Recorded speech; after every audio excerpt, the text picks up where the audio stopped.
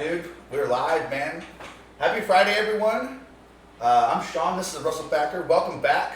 We made it to the weekend. I'm sitting here with the mans, Dylan Manzo, D-Man. What's up, bud? What's up, man? How we doing? Ready to knock this bad boy out and get to the weekend, man. Get to the weekend. Get to the weekend. I feel, is it just me? Or has this week been, like, abnormally draining?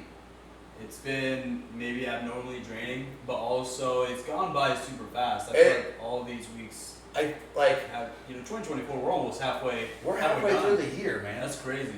Yeah. I was just thinking about this with a friend of mine the other day, and we were talking about how I graduated in 2001.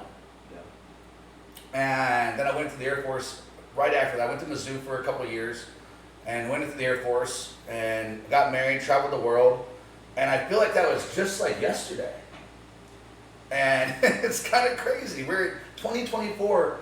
We were thinking of, like, what were some of the questions we were asked of what do you think 2020 is going to look like?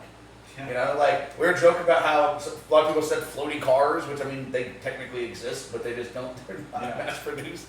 But no, it's just kind of crazy. Now, we're halfway through the year. Welcome. Happy Friday, everyone. And we got a lot of stuff to talk about. We got some interesting things going on in the sports world right now. I only really have one thing to say before we get started, and that is, we're almost at 2,000 subscribers. We didn't quite break YouTube, but we had, our huge Caitlin Clark video the other night that just blew up, and everyone was really enjoying that. So, thank you guys so much again for subscribing. We only try to get better every time we do this, and we really appreciate everyone's feedback and everyone tuning in. Before we get started, man, you got anything to say? No, other than, if you know anybody, please share, have them subscribe, and continue to keep this ball rolling. Yeah, man. Well, let's do this. We're going to try and keep these under 45 minutes going forward. And then we talked about it, and we looked at some statistics. And we think that next week we're going to start going live a lot more. Yeah. So we're going to get those schedules out. We'll have them on the website. We'll have them on the YouTube channel. We'll have them on Instagram, Facebook, Twitter, all the big places that we're present on as well. But man, we've got a lot of crazy topics we kind of threw around before we got started. So let's talk some basketball first. What do you think? We always talk about basketball first. We can switch it up if that's what you want. What do you want to do? Well, let's go over the two games that just happened, Game 3, Game 4. Yeah. So Game 3, I guess my thoughts is it was relatively close the whole game. Boston eventually, they come at you in so many ways. Not one player has really stood out than the rest. They all have played great. Talking about Derek White, JT, he's still had a good series, not superstar level kind of play. JB getting done both sides of the floor. He's really looked phenomenal against the Mavs this far. He's really stepped up and he's been shining. JB's been the best player this whole playoffs for them. Jason Tatum has had his moments, but Jaylen Brown, he's made some sick shots. Yeah, JT has made some stunning shots. He has. And they've just been solid all around. And then coming up to Game 4, like, what the fuck? What the fuck happened? But here's the thing. They're playing against a Mavs team that they're hungry. They don't want to lose. They don't want to go to Cancun. They're fighting, for every loose ball, on every play. They don't want to go home. So now we send this position where it's going back to Boston, Game 5, and let's see what happens. Let's see what happens. I feel an 18th national title is going to be easily thrown upon the Boston Celtics after this next game. I, for one, feel it very odd. You guys can say what you want. I feel it very odd that we have 3 games, beat up, and then all of a sudden the Celtics don't show up tonight and they lose by 40 points. All right, but can we say that, hey, maybe the Mavs were just that desperate playing at home? They had to win, obviously. That's what I'm saying. They put the beat down. It feels weird. The math doesn't add up. I don't know. I get weird. I feel weird about things like this when you see something that this trend. I've been in IT security for 20 plus years now. and my whole job is looking for anomalies, right? And viruses and malware and stuff like that. So it's just weird to see numbers like this. But no, I feel like we haven't seen anything out of the Mavs, and then all of a sudden we do, and I'm proud of them. Good job, guys. But is this? Excuse me. Is this? Do you think? And this is just thrown out there. Do you think this is attributed to Boston? Not. I mean, they played really well before Porzingis out last game, Game 3. Do you think him being out this game? Do you think the Mavs changed course and they really exploited that? Do you think that's a factor? 100%. Okay. I think you look at this game, even last game, it was a close game. Game 2, Game 3 were close. Like, they attacked Game 3, Game 4, like, okay, we're going to hopefully hit our threes, we're going to hit our shots. Luka Doncic is going to be the superstar that he is. Kyrie Irving's going to put up 20, 30 points. But the key is, all of our guys needs to get to the rim. You don't have Porzingis anymore. Now, I know he's on minutes restriction or whatnot. Yeah. They didn't actually, I don't think they even put him in the game. I mean, you're down by 30. Yeah. What's the point? But I Let think him heal up. Let him heal up. Yeah. Hopefully for Game 5, they might need him. I think Mavs got to be feeling a lot more confident going into Game 5. You lose Game 1 pretty convincingly. Game 2, all close game. And I think Game 2 kind of hurt their confidence a little bit because up to this point they've won every close game. Going back to the Thunder series, the Clippers series, the Timberwolves series, Yeah.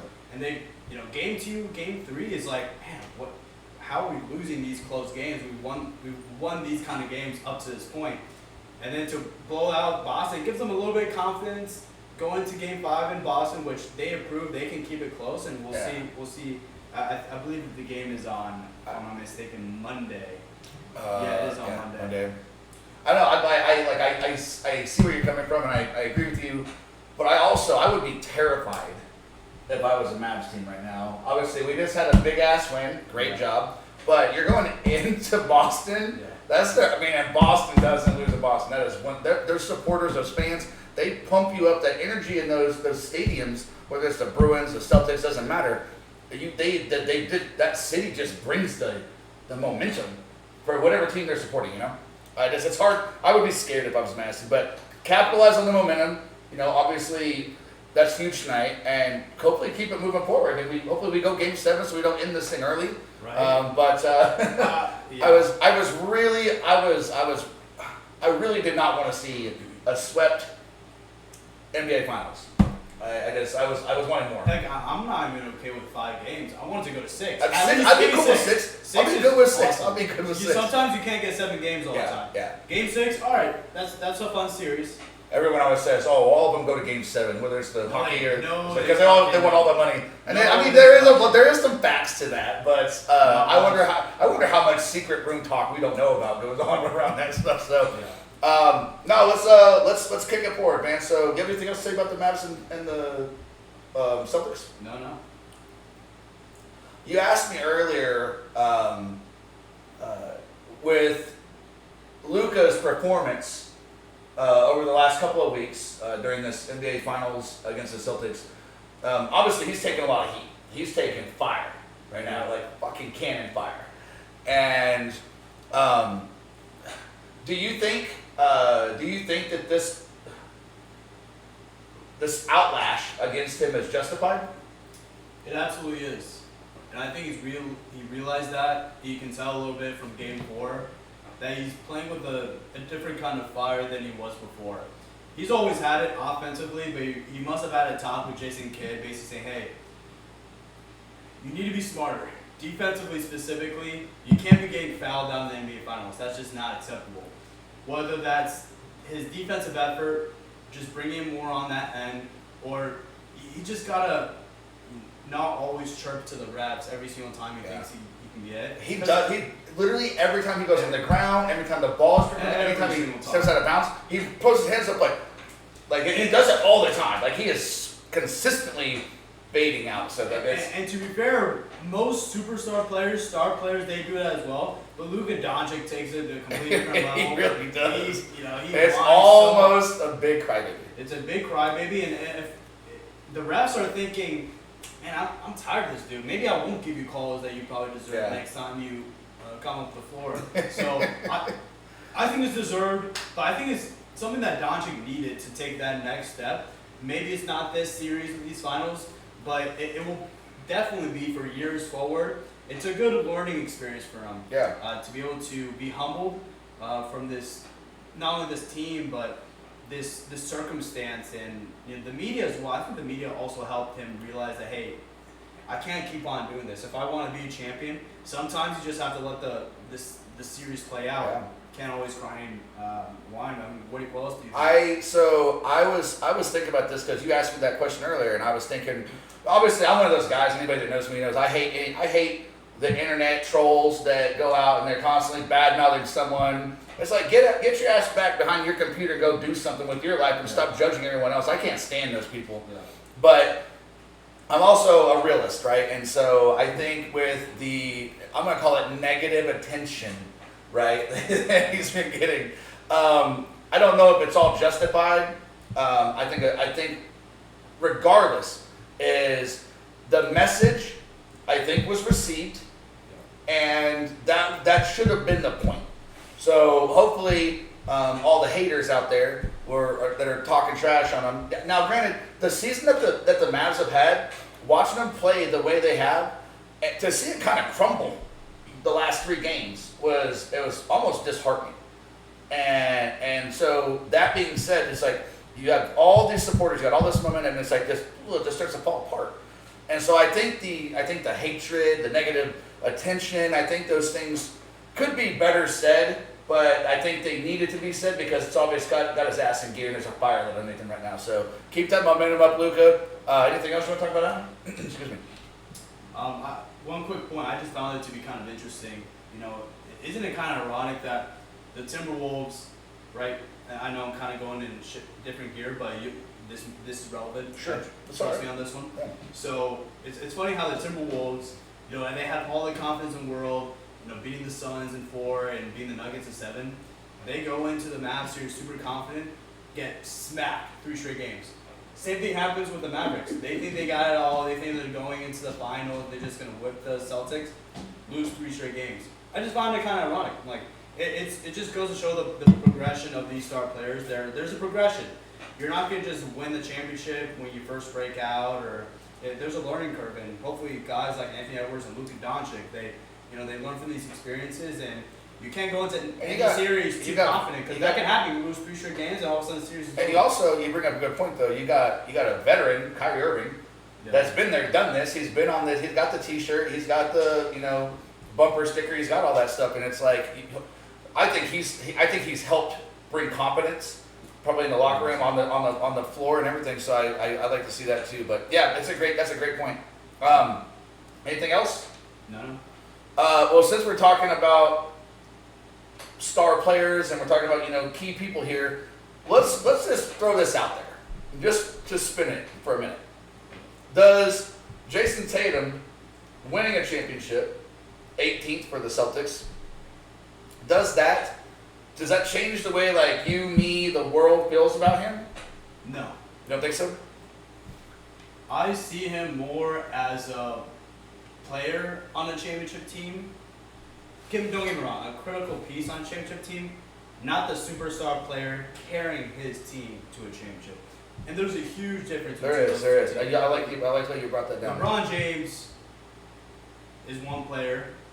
Kobe Bryant. I'm trying to think of other players. Nikola Jokic, Giannis.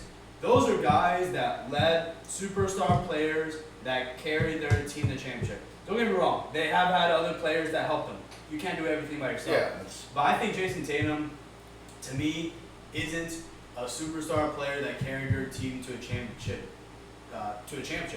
He's a critical piece, but it doesn't change. Jason Tatum, I don't know. I've called him overrated. I still think he's overrated. I don't care if he wins a championship. He needs to, in the biggest moments, on the biggest stage, just prove himself. He is that guy, and too many times he's been overshadowed by Jaylen Brown. He can't have that. They're 2 powerhouse players. So, there's one of them's going to be in the shadow one day, one of them's not. So it's always going to be who's showing up, who's going to ball out more that day. But no, I agree with you. I don't think it changes my opinion of him at all either. I don't even have to say you pretty much nailed on the head with that. But I think, for Boston fans, right? I think for Boston fans, because they're next to Philly fans, I think Boston fans are probably the most loyal. And I mean, it's like, I mean, any movie, any television series, anything you see that takes part in the Northeast, it's always referencing Boston. Always referencing Boston. The people of that town, that city. Sorry, they're just super like adamant about their trophy winners. And Jason Tatum bring home a trophy. They're going to put him on a pedestal until next year someone steps up and either knocks him down or they do it again. Yeah. Right. So I think for me, it doesn't change my opinion of him as a player. I don't think for most people it doesn't change for him as a player. But I think for the city of Boston, obviously, it puts him back. It puts him right back at the number one. You know, I went to a Boston game. How long ago? It must have been like, back in last November. Now I remember. It's kind of a. Were you out in Boston for that? I was out in Boston. I love going to Boston. It was I forgot who they were playing, to be honest. It was an in-season tournament, actually, believe it or not. And they might have been actually playing the Pacers, I think. And so me and my buddy, we show up maybe like just after halftime. So we sit in our spots. We're high up there. And we want to get a good view, overview, bird's eye view of everything. And some of the fans, loyal is one word. Annoying is another word. And one of them after the game is Niners fans are the same way. If you ever get a chance, you got the Levi Stadium Niners fans. I'm not a fan of Niners fans, but he told me like, dude, what the fuck? Why do you pull up through halftime? I'm like, man, you really had something to get off your chest, huh? Man, they were trying to start fights. I'm like, hey, dude, I'm not even from here. I'm from Arizona. I'm like, hey, I'm just trying to watch a game. Yeah. But but here's the thing, you can't argue. I mean, loyal is one, but they are with their team. They are ride or die. They are, man. 100%. No, I like that discussion, so I wanted to bring that up tonight. But where do you want to go next, man? Like, I know we've been talking a lot of basketball. You want to keep on that, or where do you want to go? We've been talking too much basketball. All right, let's move on then. Talk about hockey. Hockey it is. Lead us off. Take us down the road you want to go. I mean, okay, you're right. I'll give you this. This is the only time where I think you're right about taking the over on 5.5. But you also have to admit I was right on the Panthers. They're just too much, man. I mean, what more can you say? They're just juggernaut of the team, buzzsaw, whatever adjective you want to throw out there. They just, they're up 4-1, which single-handedly almost hit the goal, the puck line. And so, of course, you're going to expect the Oilers to come back. They're not just roll over, and they got 2 goals in the third quarter. But Bobrovsky, that's 3 goals is probably the most he's ever had in a long time. In a while since these playoffs. Yeah. But, he's still making critical saves, and they hang on there. And yeah, what more can you say about the Panthers? Going to try to close it out tomorrow night. It's hard not to support Florida. Now, granted, I have been on the Edmonton bus for many, many months, but yeah, I was like, the stats, the data, the metrics all pointed to Vegas being wrong on that over/under, and I knew that both teams. That 4-1 scared me. I was like, I feel it's going to change. Obviously, I called the 4-3, and I was obviously excited that happened. But at the same time, it's one of those things that's you have an Oilers team that has to put up a W. Yeah. Like they have to put up a W, or they're going home. And so it's like I just knew there was going to be a dogfight, and I felt that the games we've seen so far, they've been very small. They've been under the over, and I was like, this is all the data points towards a dogfight tonight. And that's why I thought more shots on goal equals more goals equals a higher over/under, and that's why I went that route. But you have that motherfucker Bobrovsky on goal. It doesn't matter. You got. It's hard. It's hard to score on that dude. But I mean, the Oilers capitalized on it. There were 2 shots. One went right through his leg, one went outside of his skate, and it was. If he had, and the thing about I made this comment earlier today is Bobrovsky, I feel like he sees the future. Like he already sees a shot coming before the person even has the puck in their control. And I'm like, he's just like supernatural when it comes to his eyes and his movements and how he stops and he blocks. It's just there's it's a crazy. word for that. He has instincts. Instincts is a great word. And it's something that you can't teach. You either have it or you don't. Yeah. Like LeBron James, he knows the play is going to happen. For example, I know I didn't want to bring up basketball, but he knows the play is going to happen before it happens. You're just kind of born with that. It's not something that you can teach. So I've seen. He's got great, a supernatural instincts. Is what I'll call 100%. it. But no, I didn't look at the lines for the game today. We had too much going on today. But did you by chance look at the lines by any means? Or I did not. Let me pull them up real fast. I want to talk. Let me pull them up real quick. Take a It's second. going to be tomorrow night, I believe, if I'm not mistaken, at 5:30. Yeah, 5:30. Canada time, whatever. Oh wow. Okay. So Florida is even. Edmonton's minus 120. That's That's always I like it. And then what's the puck line there? the puck line is going to be, so the over 5.5 is even money right now, and then the under is minus 120 at under 5.5, and then the spread obviously is minus 1.5 and plus 1.5, which is standard across the board. So, but those numbers look pretty damn good too. Like a plus 200 on Edmonton getting 2 goals or winning by 2 goals. If that were to happen, that's a plus 200 right now. That's a big fat bump on the thing, but the odds are very slim that happens. But I don't think if Edmonton were to win out, I think it'd be maybe by a goal. I don't see it being by more than one. Yeah, it's not. I mean, I just the way Bobrovsky's playing, it's like I don't think you let it happen. Connor McDavid, Zach Hyman, they could win by 1. Win by 2, they just Florida just has to not show up. And Bobrovsky has to be like sick with a stomach flu or something, because that's the only way that's gonna happen. So, but no. Anyhow, I'm gonna ride with you on this. I think Florida takes it. I think we don't go further than tomorrow. I think so as well. And it sucks to say it, and it's gonna be a horrible end to what I've really enjoyed watching for Edmonton. But unless Edmonton comes out tomorrow, every one of those players wakes up, they eat their Wheaties, and they show up, and they slash the ice. That's the only way this goes any further tomorrow. Wheaties, why not Fruit Loops? Oh, man. See, I was back when I was a kid. It's funny bringing up Wheaties. I just say the most random things when I'm making these analogies, but when I said that, it was funny because we're talking hockey, and I went to Michael Jordan. I thought about Michael Jordan because he used to be he was on that box for years when I was a kid. So I immediately thought of Michael Jordan when I said make sure they eat their Wheaties. But whether it's Wheaties, whether it's Popeye spinach, I don't give a shit what they eat. They need to eat whatever is going to make them come out here and play. They need to throw the kitchen sink. Gunpowder. Like they need to come out firing off, right? Or this over them off. I mean, yeah. Lift that trophy up and take it right back to Florida. Take it Florida. So, yeah. Anything else you want to talk about on the hockey front? I think that sums up everything there. What score line are you thinking? Well, right now it makes no sense if you're going to go Florida because it's going to be even money. So I would wait and see what the lines look like around noon, 1 o'clock tomorrow, because I'm sure they're going to shift a little bit. And I'm going to assume that with Edmonton's numbers right now being a minus 120, we're going to see a plus 115, maybe even a plus 110, just because Florida's that good. But they're definitely not the underdog, but Vegas is going to be favoring Edmonton tomorrow just because that's where all the lines, the sharps, and those betting trends are going.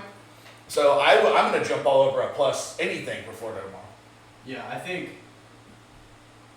when it comes to this series, just from how the series has gone, the first 2 games, not even close, and you have to think that in Game 3, they threw the kitchen sink, still wasn't good enough. I think Edmonton rolls over. I think they'll probably think, we're just not better than this team. I would be, and this could go either way. Edmonton can either, have the courage, have the, have that mindset. Hey, let's not get swept. We might not win the series, but let's not get swept.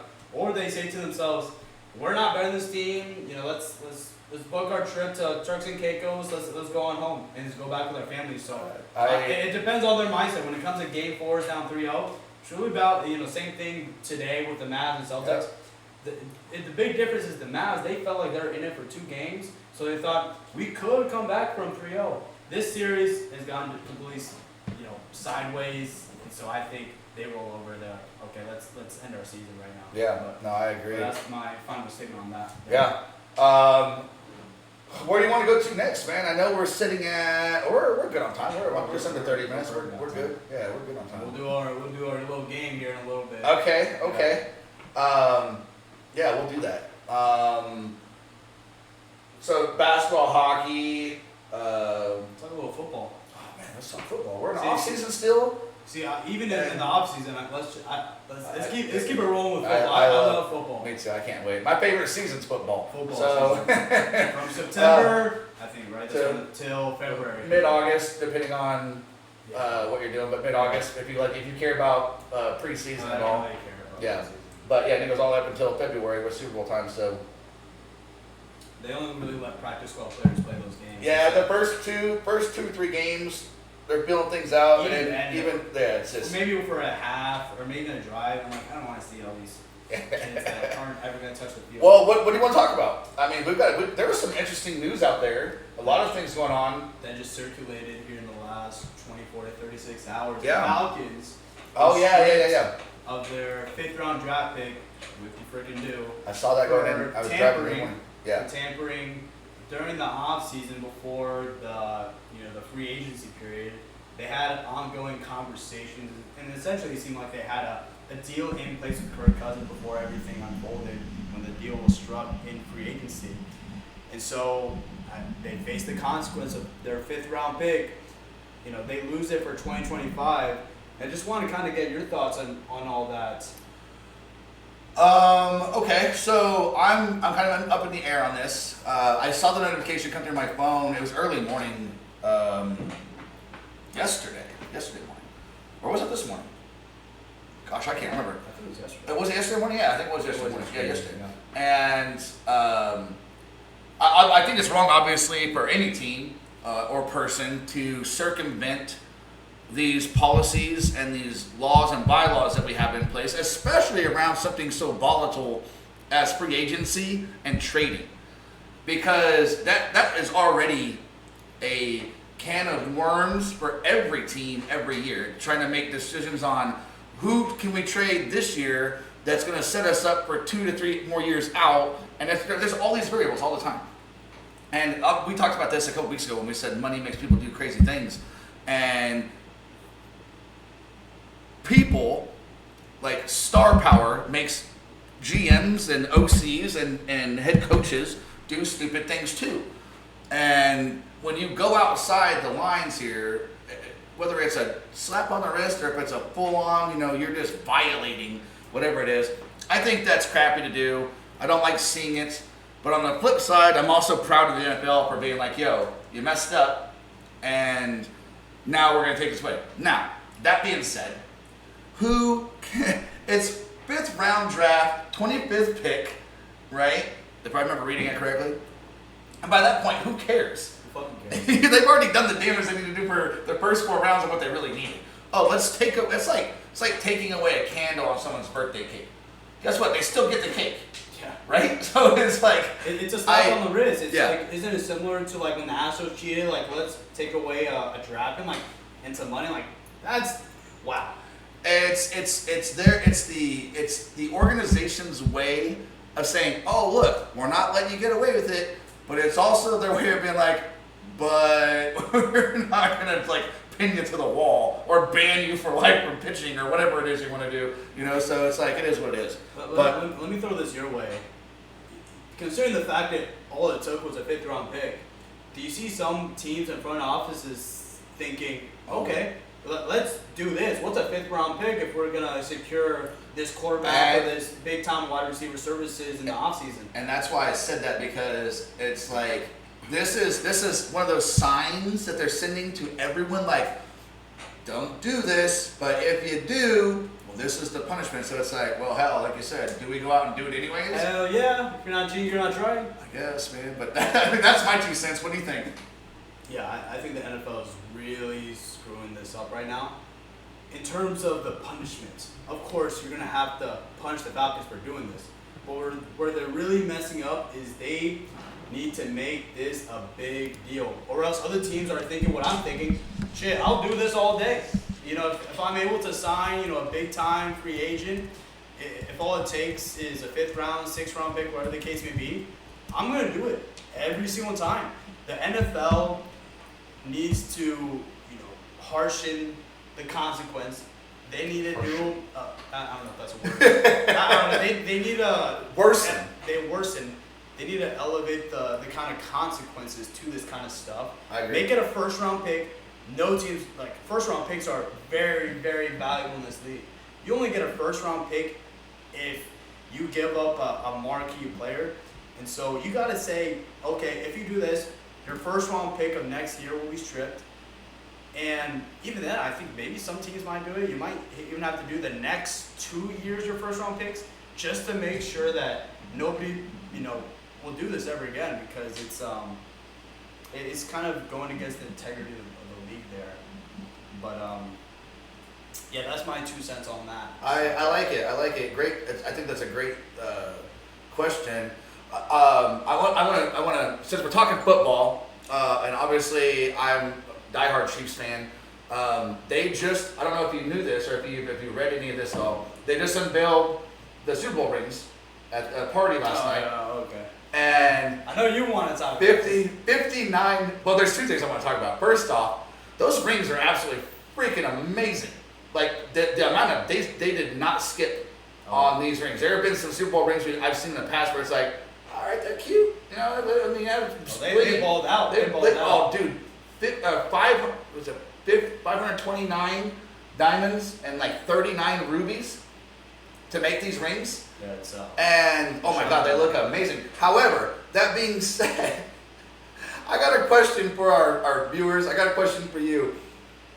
It was discovered last night that there was a typo in the engraving on the inside of every ring. It has the AFC division playoffs inside the ring, and it's burned in and etched in, and it's really pretty. I didn't think about putting a picture up there. We'll share it with, maybe we'll put it on there for when we edit the clips. Yeah. But inside the ring, it had Kansas City versus Miami, and it has the 4 AFC teams that they went through the playoffs for the year they went through, and it has AFC team listed as number 7th in the AFC, and they were actually number 6th, and so it's an error, right? Yeah. And so it kind of did some. It not really went viral, but it there was a lot of talk about it on some of the blogs and stuff I was looking at today. But so my question is this: if you are a Kansas City Chief player and you're getting a ring, and it's obviously known that everyone's rings are messed up. First off, how do you get the contract to make those rings for the amount of money you do, and you don't have 20 to 30 pairs of eyes looking at every detail before you mass produce these things? How does that even get by, 1?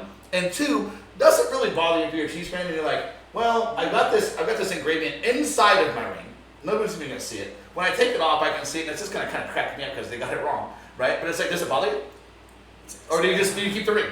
Oh, 100% I'm still keeping the ring. But yeah, you bring up a great point. How do these, you know, in whichever professional sports, how do these typos even happen? It's one thing if we, like, maybe, you know, missed a letter on our YouTube video, okay, whatever. It's not a big deal. It takes like 5 seconds. But like professional sports, you actually see that more than you might think. They have typos on jerseys. I'm like, dude, all it takes is one set of eyes to look at this like, hey, like, you spelled the name wrong. It's like, you would think there's a process to like making sure this stuff doesn't happen, but it happens. It's not really a big deal. I'm sure they're still gonna keep it, but it's like, come on, guys. The last I heard, so I was Googling just to see if anything had been released about it, but everything right now points to the fact that basically the Chiefs as a team have said, it doesn't really bother us. And like, we're gonna get the 4th one here this year, so that's what they're basically thinking. So anyhow, Patrick Mahomes is gonna use this as motivation, like, all right, this is like the Philly game with Tom Brady. I'm gonna use this. I'm like, dude, it's comical. I don't understand how those mistakes happen. I'm gonna call out my aunt right now. My Aunt Joan, I love her to death, bless her heart. my name, everyone's name is clearly on your Facebook page. You know, when you go to post on someone's wall, it has their name right above it. My name is spelled S-H-A-U-N. Yeah. My own aunt, many years in a row, would say, "Happy birthday, Shaun," and spelled with a W. And it's like, no, it's a common mistake. And it is what it is. I literally have grown up with it. I don't even, it's funny because like I instantly, anytime I'm at a restaurant or like I'm putting an order in somewhere, they're like, "What's the name?" I'm like, "Shaun," S-H-A-U-N. I immediately spell it out because I know they're going to spell it wrong. So that's just something I've grown up with. But it's one of those things, it's funny. That's what it is. But something you need to get off your chest a little bit. yeah, I guess so. Andrew, I love you if you ever watch this. No, so that was one of the things I wanted to talk about. And then I had an interesting article I found. It just caught my attention. Obviously, football's right around the corner, and we're not going to harp on this. I actually want to play a game tonight if we got some time, just to kind of have some fun. But I saw this article on the top 5 worst defenses right now, and it made me think of you actually, because your team's on there. But I was shocked until I read why. We're not going to get into the details because we got way too much time to get there. But it was the Broncos, the Colts, the Cardinals, and I can't think of the other two. I'll share the link. I'll find it. I'll share the link with the viewers when we go there. But this is an interesting article. But it made me think you've seen your Colts on there, and I see why. It had to do with their secondaries and their safety issues that they're having in the backfield. Yeah, we'll talk about that later time. But I'll tell you what, let's play a game. Let's do it. Let's do it. Okay, so here's what I'm thinking. So the other night, we played the quarterback list game that you did to me on Wednesday night. So I was thinking about it, and you ever done a ink blot or a Rorschach test? I can't say I have. Okay. Well, I found a bunch of pictures. Okay. Let's do it. Each one of them, what we'll do is I don't have the ability right now to switch back and forth. I didn't have time to set the screen this way. So I'm going to show the pictures to him on this screen over here. And we're going to give him 5 to 10 seconds to describe to us what he sees in these pictures. And then I'll edit them into the video and I'll add them into the comments below so you can see them as you're watching this if you watch it. But I'm going to do 5 pictures. And he has to give us an answer. First thing that comes to mind and describe to us in a sports content of what he sees in his pictures. Good to go? Let's do it. Okay, picture number 1. Boom, right there. Go.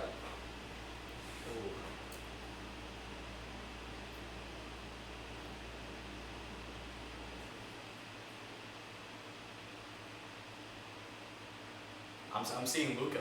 You know, I'm seeing the blue. You know, we just watched. It is a blue picture. We saw, what they were able to do Game 4. That looks like a big glob. So Luka coming up big, Game 4, putting him up over 30, sending him back to Boston Game 5. All right, I like it. Picture number 2. Okay.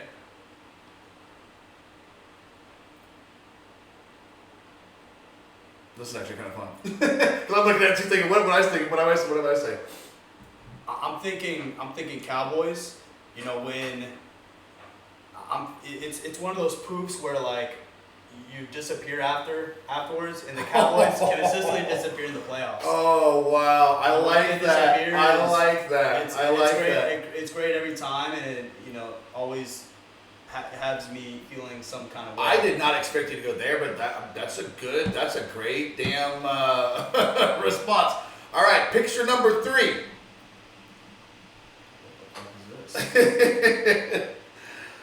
They're interesting looking. I'll tell you guys that much. But you will see them in order in the comments below once we post the video.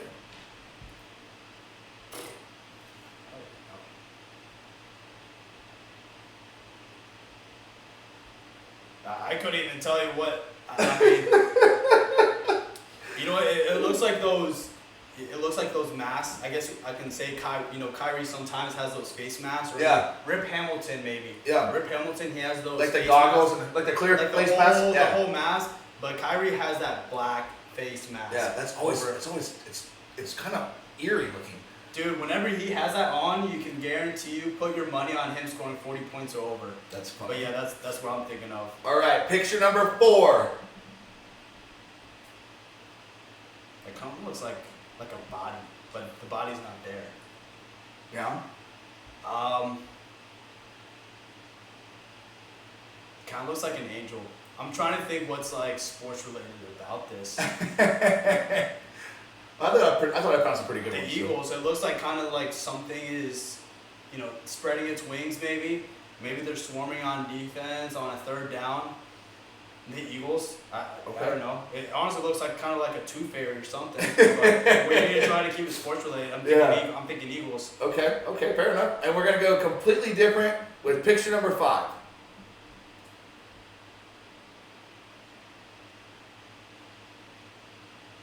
This looks like gunshots. They're trying to make it sports related.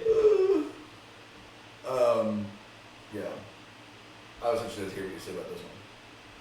What was the guy that put the Colts as one of the 5 worst defenses? I see gunshots to the car. It was actually on Bleacher Report, so I remember it was on Bleacher Report. So whoever that is, yeah. like the Colts defense is going to be top 5 best. So these gunshots is probably well deserved, maybe at their car or something. I don't know. All right. That's funny. I can tell you that. Maybe nothing that's blood spattered. It's all maybe good, maybe man. that's the Colts defense, like the way we hit the opposing. It's like Spartan, like the 300 movie where the blood like gushes out and just like splattered all over the place. And when Zaire Franklin hits you, it feels like you got blood gushing out of you. Maybe. Oh goodness gracious! All right, man. That was a great episode. Thanks again for being here, as always. Everyone. We're going to let you enjoy the rest of your Friday night and get on with this weekend. For you that have a sunny weekend ahead of you, hope you get out, get some pool time, some lake time, whatever it is that makes you happy. For all you dads out there, happy Father's Day. Happy Father's Day. And tell you what, man, we'll be back Monday. And until then, we'll see you guys next time. See you guys.